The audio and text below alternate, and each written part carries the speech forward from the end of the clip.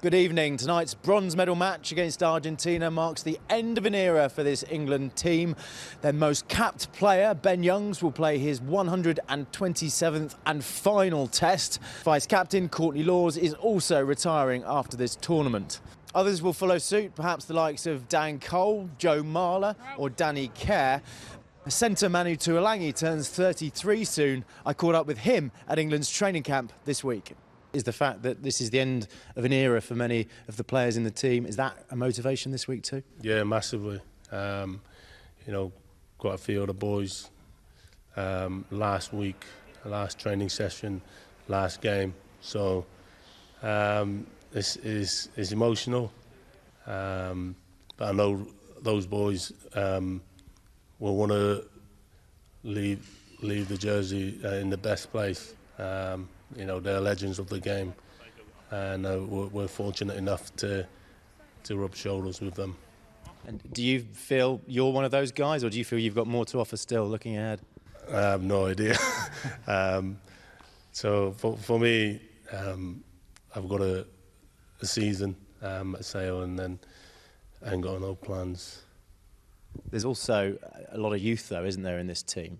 And some of those guys really put their hands up last weekend. Is the future bright for English rugby? Massively. You know, as you see in the teams, some of the boys, well, quite a few of the boys are so young, just make a lot of us feel old. So the future of England rugby is bright.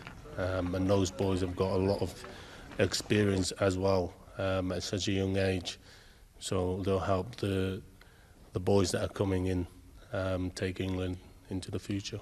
So tonight's an opportunity to send some players off in style. It's also a chance to show England rugby fans that the future is bright. Two of the youngest and brightest prospects start: Marcus Smith at fullback and Henry Arundel on the wing. Arundel's only World Cup appearance came 5 weeks ago against Chile.